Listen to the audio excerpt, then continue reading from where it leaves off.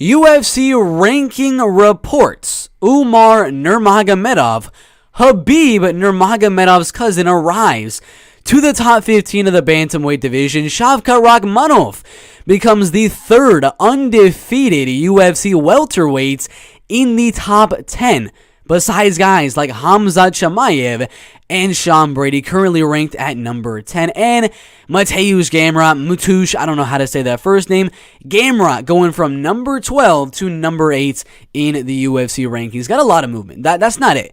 That is not it of all of the UFC rankings updates. That's just a little bit. We have Robert Whittaker going above Glover Teixeira. We have Alexandre Pantoja going down one. We have a lot of these flyweights just going up the rankings because, as you guys know, Rogerio Bontorin cut from the UFC. Jeffrey Molina enters the top 15. Umar Nurmagomedov entering the top 15 after dominating Nate Maness for 3 straight rounds, getting a 30-27, 30-26, and 30-25 on the judges' scorecards, replacing Adrian Yanez. We got Ricky Simon going down one, and then Pedro Munoz going above Song Yadong. I don't really know what the point of that is, but they did it for some reason. We have Arnold Allen entering the top 6 of the UFC featherweight division rankings. Chan Sung Jung slowly going down the UFC featherweight division, which is interesting. And then we got lightweight, which just moved a lot. In terms of McGregor, the greatest fighter of all. I'm joking. But one of the biggest stars the UFC and just sports in general has ever had, moved from number 8 in the lightweight division all the way to number 12.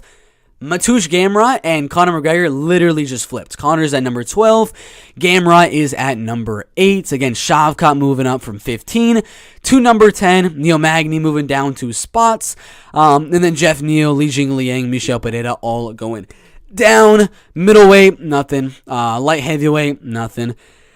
Heavyweight, nothing. Women's pound for pound, nothing. Women's strawweight, nothing. And then boom, some crazy action here. I mean, a lot of different moving parts for the women's flyweight division, as in, what's her name? Joanne Calderwood, I'm forgetting her name right now, got, cut from the UFC. She retired. I don't know, but she's no longer in the UFC flyweight division ranking. So pretty much almost everyone went up 1 spot. Tracy Cortez entering the ranking. So I don't know. I don't know what happened there, but those are the UFC ranking updates. We got some really big movement by some future champions. We got Umar Nurmagomedov, future champion, moving up the rankings, entering that top 15. We got Arnold Allen, potential future champion.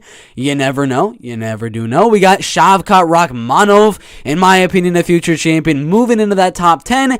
And Gamrot, another guy I feel is going to be another future title challenger, maybe a champion as well, moving inside that top 10. So we got some interesting moves in the UFC bantamweight, welterweight, and lightweight division. Not to mention just a bunch of randomness in the flyweight division, featherweight division, and then, of course, the women's flyweight division. So those are the UFC ranking updates. Put your thoughts down below. Marvin Vettori will be champion at the age of 30 years old. Now, when I first saw this title, it was a few minutes ago, I started to look through the guys that Marvin Vettori has been able to beat, and the guys Marvin Vettori has, not been able to beat 2 times, including that of Israel Adesanya by a split decision and by a unanimous decision. The second one just being pretty embarrassing for Marvin Vettori. So just out of nowhere, Vettori is just like, 30 years old, I'm going to become a champion. Ain't going down even if you try to with an RPG. I'm about to take everything. He says on his Instagram, and he's saying after his win, I guess, if he's saying he's going to get the win over Robert Whittaker at UFC France, he says he's going to fight Adesanya for the 3rd time. 3rd time's a charm, maybe, for Marvin Vettori. And he says he will be a 30-year-old champion. As in, he's saying the fight's probably going to happen in 2023, 2024, late 2023, early 2024.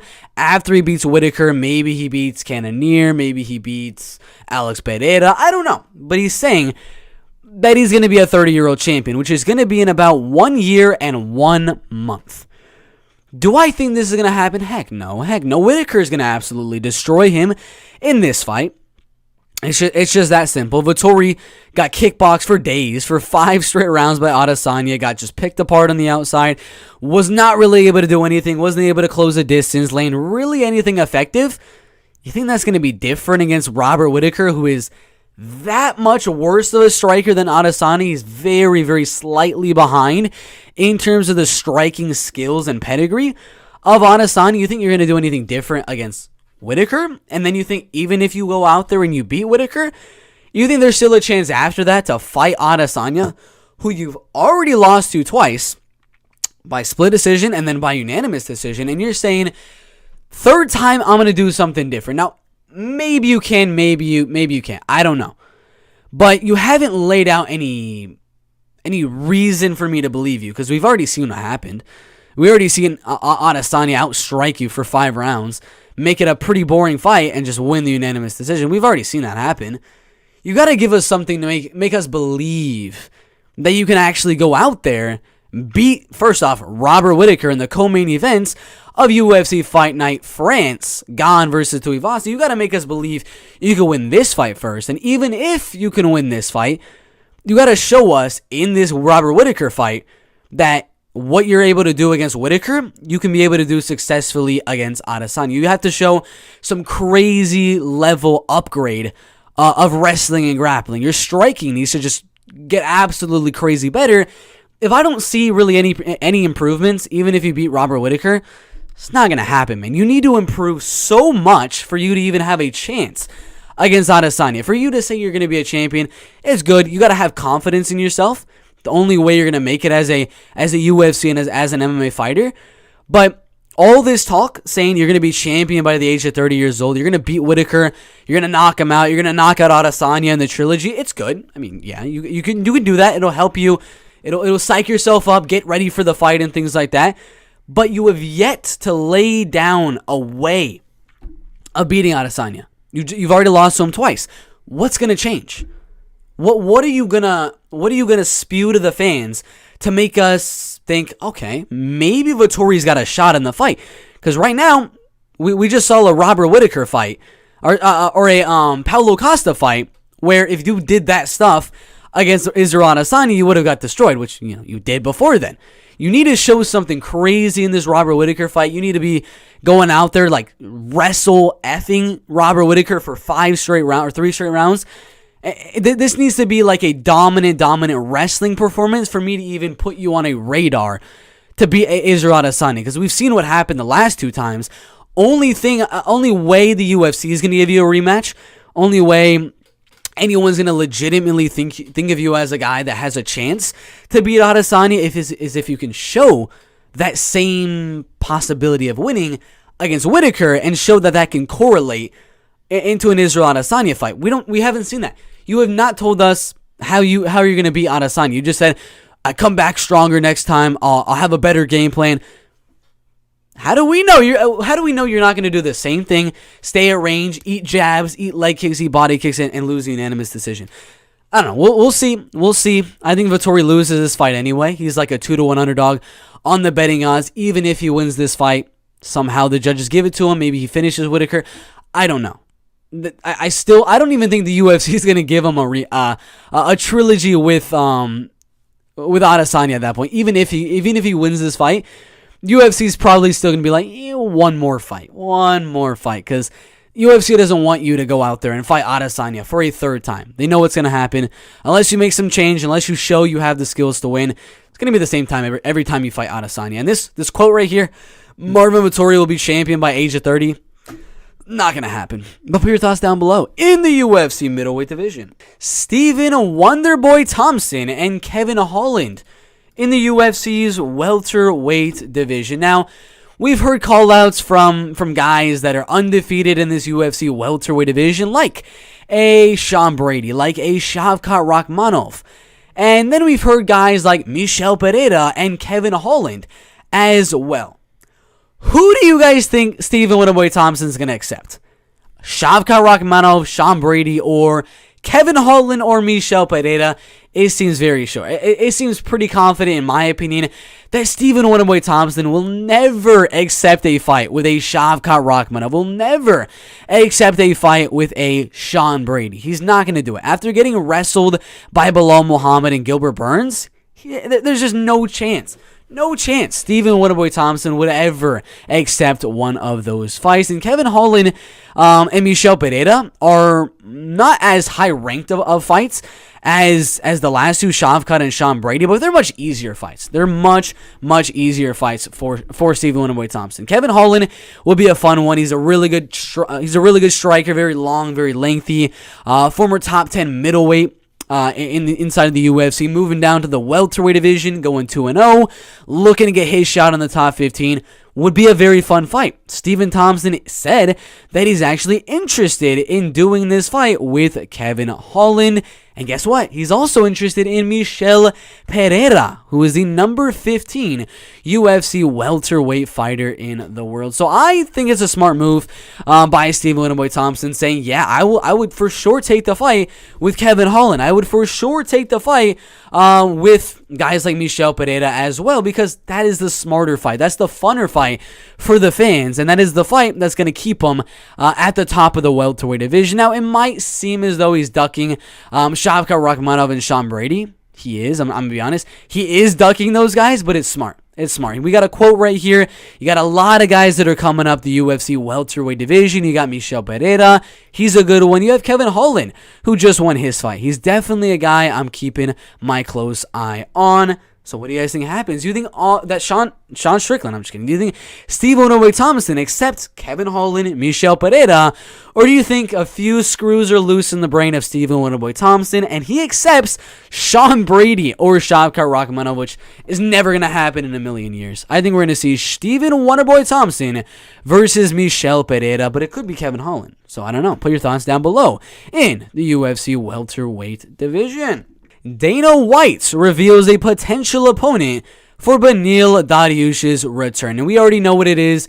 We just saw the main event. Mateusz Gamrot, however you say it, versus Arman Tsarukyan. Gamrot winning a very controversial, unanimous decision on all three judges' scorecards. He's right now the number 8 UFC lightweight in the world. Beneil Dariush is at number 6. Neither guy is really there to get a title shot yet. Gamrot's not going to get a title shot. Dariush is not going to get a title shot. They both need about 1 or 2 more wins before they're ever going to get a shot. So in my opinion, this is probably one of the fights to make. It's either Dariush going out there and fighting against Gamrot, or you do maybe Dariush versus like the loser of Charles Oliveira versus Islam Makhachev.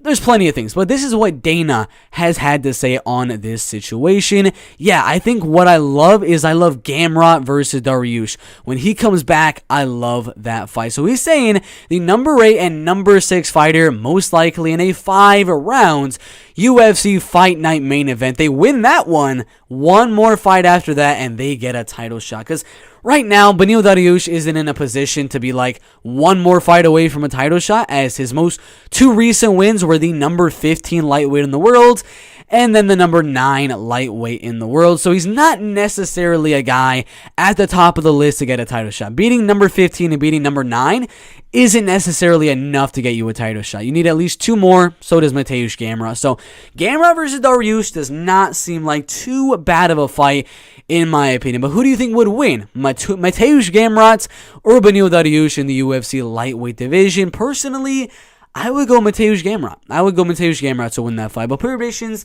down below, like, subscribe, and we'll see you in the next one. Let's go. Max Holloway ponders UFC lightweight division move. We have unfinished business. He's referring to Charles Oliveira. For those of you that do not know, Charles Oliveira and Max Holloway have already fought. These two great fighters, one of the greatest lightweights in the world, Charles Oliveira, and one of the greatest featherweights in the world, fought all the way back here in 2015 in what was a main event of the UFC featherweight division. Holloway went out there, knocked him out in the first round, not in the way you would think, but it was more Oliveira got injured in the fight, and the fight just somehow got canceled. And then after that, that was the start of something big. After all that win, all those wins in the UFC, then beating Oliveira, went on to capture the belt, beat Jose Aldo twice, Brian Ortega, and then start beating some other guys in the UFC featherweight division. Oliveira moved to lightweight. But now, Holloway wants a rematch. I mean, it's been, 7 years since the first fight, which was just an absolutely weird fight. And he's asking for it. He still has to fight Alexander Volkanovski. He still has Volkanovski this weekend, so I don't know. I think Holloway, he may or may not move to lightweight, but he's not going to get an Oliveira fight. I mean, personally, I think he loses the Volkanovski, and then I think he actually will move to the lightweight division, because at that point, if you lose to Volkanovski 3 times, at that point, you're just, what else is there to really do in the featherweight division? So I think he will actually move to lightweight, but I don't think the UFC is going to give him